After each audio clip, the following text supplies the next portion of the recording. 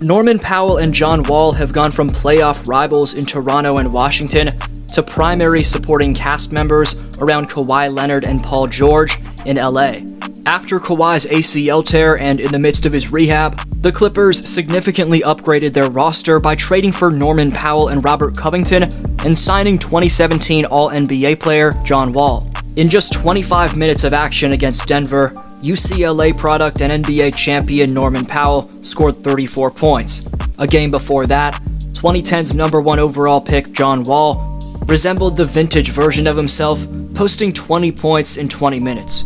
The Clippers may have choked Game 7 against the Nuggets back in the bubble, but last year, with the 2019 Finals MVP being injured for the entire season, you can't accurately judge LA for 2022's disappointment.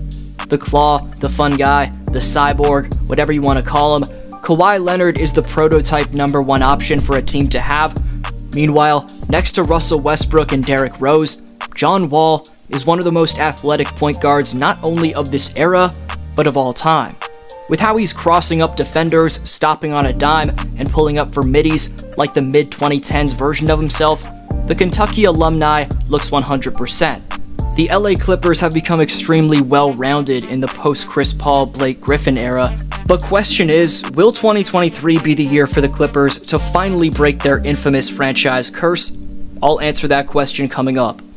Right before that, subscribe if you haven't already to help the channel reach 100K, leave a like on this video to help it spread to more people, and support the development of this platform even further by following the channel on Instagram and Twitter at DFlowHoops. Thanks for any bit of support. It must be tough to be a Clippers fan. It's a fan base that's had to endure watching their team choke a 19-point second-half lead to a Josh Smith, Dwight Howard-led unit for the Houston Rockets back in 2015. When the two were in LA, prime CP3 and newest Boston Celtic Blake Griffin would tease everyone with success during the regular season, then suffered injuries time after the other in the playoffs. The untimely nature in which those predictable injuries would consistently take place can only be attributed to one thing: the so-called Clipper curse. A year after trading Blake Griffin and 2 years after trading Chris Paul, the Clips made good use of the assets they'd acquired in those trades in the summer of 2019. However, despite stealing the San Diego-born Kawhi Leonard from the Raptors in 2019 and trading Shai Gilgeous-Alexander, Danilo Gallinari, and 5 first-round picks to the Oklahoma City Thunder in exchange for Paul George, the team's luck didn't get any better. Next, the Clippers suffered their second blown 3-1 series lead of the last half-decade, this time in the bubble at the hands of the Denver Nuggets. With all that said, it's not all bad news for this franchise, at least for the time being. And there's reason to believe that the Clippers are ready to prove they're capable of breaking their curse in 2022-23. Of course, we're all thinking, here we go again. But to be fair, this upcoming campaign will be the very first season where 2016 championship coach for the Cleveland Cavaliers in Tyronn Lue will, knock on wood, have a healthy core of players to work with. When Doc Rivers was in charge of this new-look Clippers team, it became clear he wasn't the right fit mentally for the team's personnel, and I'm not one who believes Doc is the bad coach everyone makes him out to be, but Rivers is just a better fit personality-wise with Philadelphia's All-Stars, more so than he was with the Clippers All-Stars. With all due respect, Rivers was a leftover from the previous era, who the front office should have cut ties with once the Leonard and George era began. That's not to blame Doc for what happened in that blown lead to Denver, but it doesn't help when your top players aren't fully on the same page as their head coach.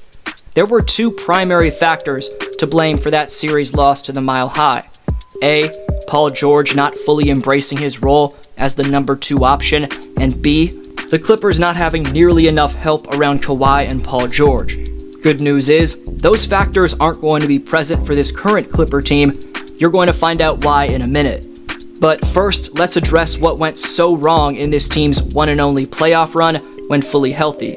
In the bubble playoffs, Kawhi averaged 28.2 points per night, and George averaged 20.2, but no other player on the team outside of Lou Williams, who's currently out of the league, averaged even 12 points per game. That's simply not going to cut it if you're going to make a deep playoff run. In terms of George not fully embracing the role as the #2 guy, I made that point because PG only took 3 less field goal attempts per night than Kawhi, and took 3 more attempts from 3-point range than Leonard did in 2022's postseason. Conversely, under coach Tyronn Lue, who's evidently had the ear of this Clippers team since taking over after Doc's firing, former MVP candidate Paul George is now willing to take a Dwayne Wade-esque step back into the number 2 option. Here's PG's take on that. You look at the wing with D-Wade and LeBron, listen, Kawhi is the number 1, and I'm totally fine with that. I think I tried to, I guess, compliment him with being able to take the load off of him.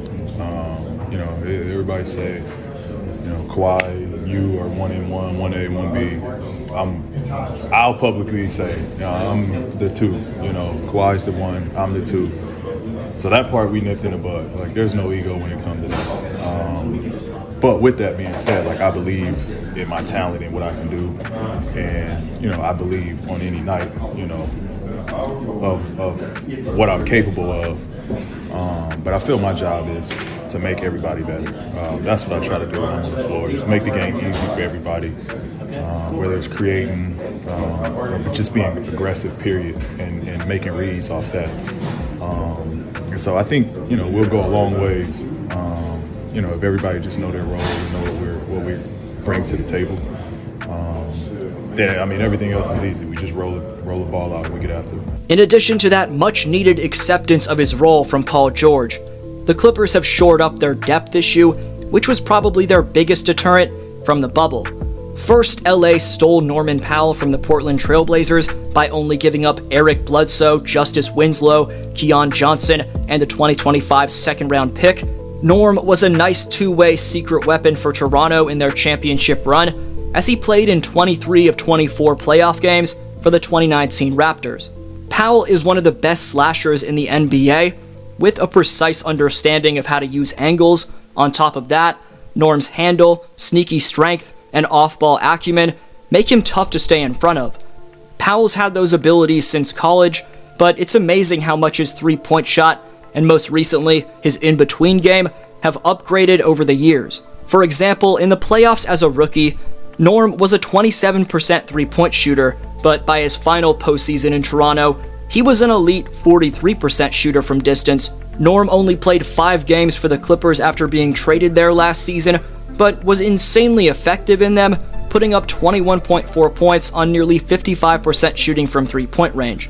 Powell also made an unheard of 71.4% of his attempts from 10 to 16 feet last year, according to Basketball Reference, which, albeit in a small sample size, would be an exact 40% increase from that area on the floor compared to his rookie year. The 29-year-old continues to add new elements to his game year in, year out, as Norman Powell continues to prove he's one of the better players in the NBA who's never made the All-Star team. As a Raptors fan who still roots for him, it's good to see Powell showing out in the preseason. The man looks to be at 100%. Speaking of being at full strength, when John Wall is attacking downhill and embracing the contact like he's been in this year's preseason, you know the 5-time All-Star is in shape. Staying healthy will be the biggest concern for Wall, but assuming that happens, his pass-first nature, ability to push the pace relentlessly in transition, and perfectly pick his spots by scoring when you need him to, is a solid fit next to Kawhi and PG. If Paul George is relating his role to D. Wade in 2012, then there's one player Wall can compare his role to. That's Kyle Lowry. Lowry was the perfect playmaker / catch-and-shoot guy who relieved pressure from Kawhi during the championship run, and having watched John for his entire career, I can tell you from watching him early on that he has more than enough left in the tank, at least physically, to play that Kyle Lowry role. Question is, can he be the leader that Kyle was? Can he be the consistent deep-range threat that Kyle was? Because for the sake of the Clippers' floor spacing, he's going to have to be. I love the focus, intensity, and flashiness that Wall's displaying so far. He's making cross-court dimes, letting the game come to him, hitting open looks, and even showing off his patented behind-the-back layup at 100 miles per hour. He may not be getting as far off the ground, but Wall's evidently just as fast and shifty as he's ever been. John's only received 14 minutes per game in 3 preseason outings, given he's getting back after a year off, but he's averaged 11 points in that limited playing time on 47% shooting from the field and 40% from 3. Additionally, Wall's true shooting percentage in this year's preseason is at an elite 66.7% mark.